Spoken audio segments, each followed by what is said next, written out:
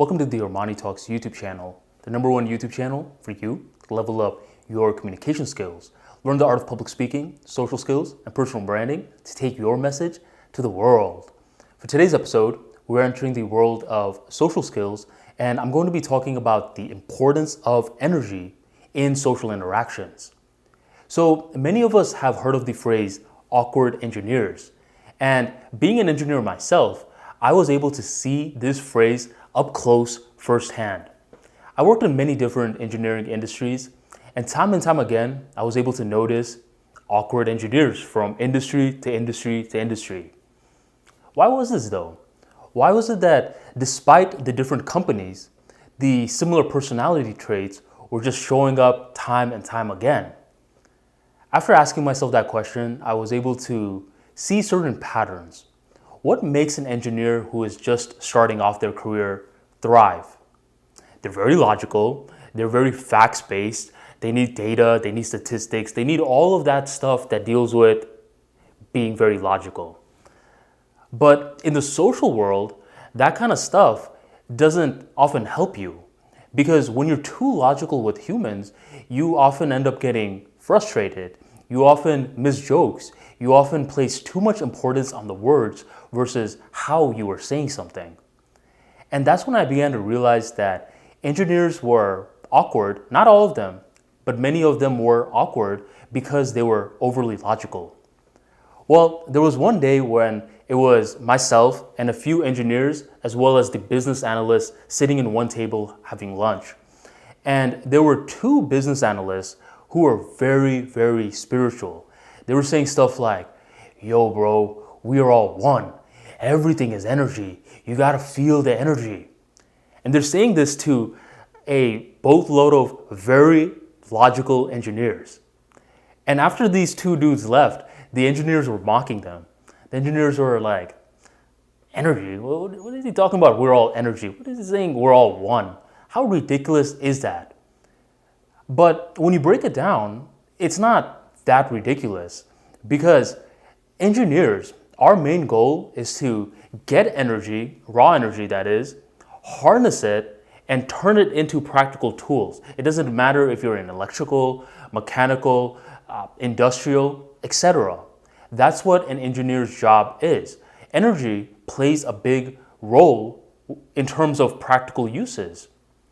So why can't we see the same thing when a human is saying that in terms of their life and in terms of social interactions? I have an idea as to why that is. In the engineering world, it's very easy to see when certain things are happening the way that we're expecting it to. But in the social world, it's not something that we can see. Seeing plays a huge role in what we place importance on.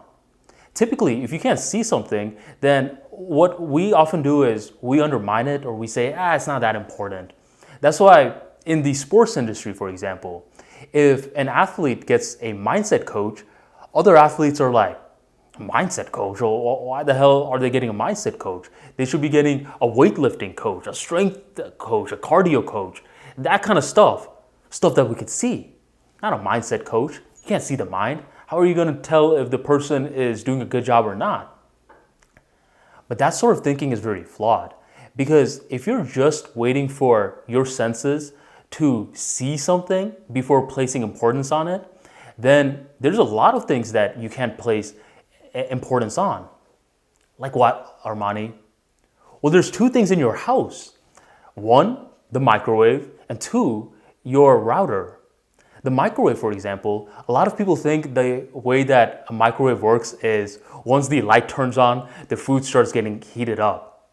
That's not the case. There's a thing called the electromagnetic spectrum. There's a part of the electromagnetic spectrum, which are waves, frequencies, that you can see, and that's the light. But there's another part in the wave, the spectrum, known as microwaves. Your actual microwave, what happens is there's a magnetron which, when it spins in a strategic way, is releasing the microwaves into your food, exciting the molecules, heating up your food so you can eat your Chef Boyardee. So if you say, well, if I don't see it, I'm not going to believe it, then you don't believe your food getting heated up by these invisible waves. What about your Wi-Fi? What's allowing you to see me right now? It's the internet. Well, there's an antenna, there's a transmitter and a receiver sending signals, which is being decoded, converted into what you're seeing right now. Once again, you can't see it with your eyes. So eventually you're going to have to realize that your senses, your eyes are great. It's serving a lot of purpose, but it's not so fine-tuned to a point where you're going to see everything that you need to be seeing. Energy requires you to have faith in not always relying on the visible, but at times having faith to put understanding into the invisible. All right, Armani, I'm with you, because I have a lot of faith in my microwave, I have a lot of faith in my Wi-Fi, and even though I can't see the signals, I know it's working. But what does this have to do with social interactions? It has a lot to do with social interactions. Have you ever met that one person who is saying all of the right things, they're saying all the right words, but something about it doesn't feel right? Why do you think they say stuff like, it's not what you say, it's how you say it? It's basically saying that it's not the words that truly matter, it's the tonality. For you to understand this, you have to realize how you work as an individual in the whole world of communication. Your feelings are nature's language, and words are man-made language. So if you picture the first group of people that were ever on this planet, they didn't have words, but they had their feelings. That was the initial language that they had to learn to become fluent in. Fast forward many years, that's when civilization started to contribute to creating languages. And that's when we transitioned away from nature's language into man-made language. And in many ways, this helps us out because we can't always understand what someone is feeling. Because if you can't see it, it is difficult. But is it impossible? No. So how do you become more understanding of energy in social interactions? Well, what you have to do is you have to understand the energy from within. And for you to realize this, you have to understand the difference between energy and emotions. Energy is simply physical sensation that is flowing throughout your body. Emotions are energy plus a perception. And the perception is typically dictated by man-made words. Angry, happy, sad, these are all man-made words. What you need to do to understand energy better is you need to stop being so reliant on those words. You need to focus on the energy first, and then you should decide if putting a perception is even needed or not. What do I mean by this? Well, leading up to your speech, one of the worst things that you can say is, oh my God, I'm so anxious. Because when you say you are anxious, what happens is you have just, boom, closed off the ability to understand the energy. You've already said the perception for your mind.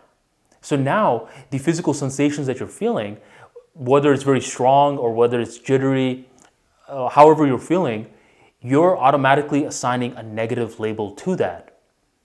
So what do? Instead of saying you're anxious, pause. Just understand the energy. Just understand how the physical sensations are going.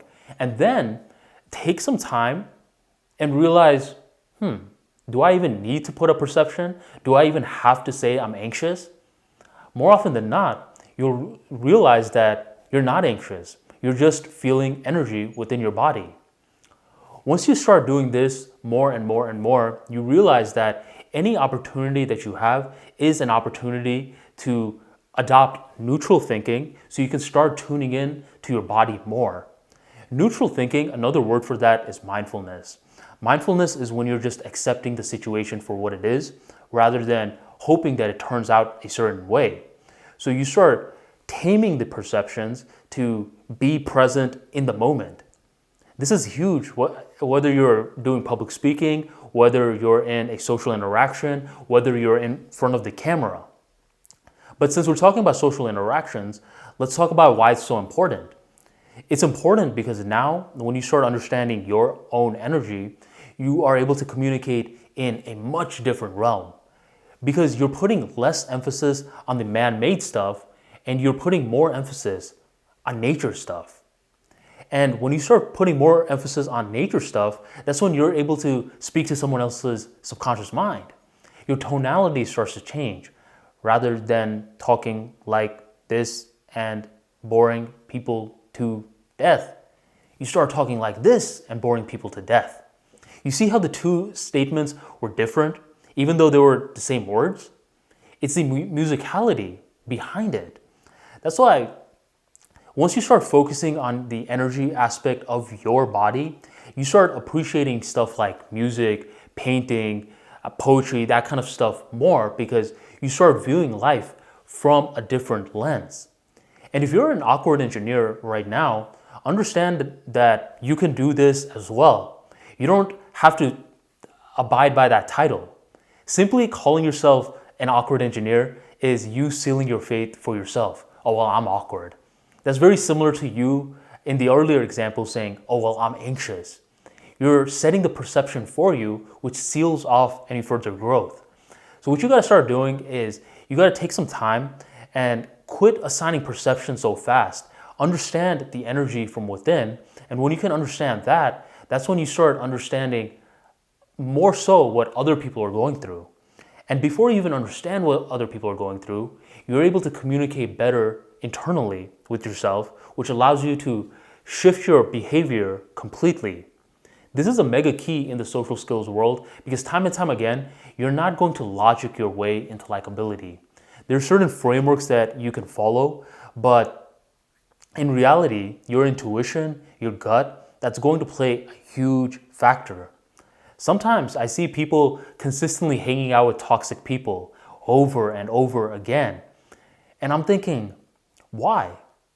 It's because logically, the toxic person is saying a lot of the right things to keep re-entering the person's world, but the feelings are speaking a completely different language. But these individuals can't even distinguish what toxicity is because they don't know how to read energy. So you need to flip your mindset if you want to become a better communicator. In the communications world, the words play a very small role. It does play a role, don't get me wrong. You can't just be saying gibberish, but it plays a completely different role versus energy. Picture an iceberg. The iceberg tip that you see, which is above the water, that's words.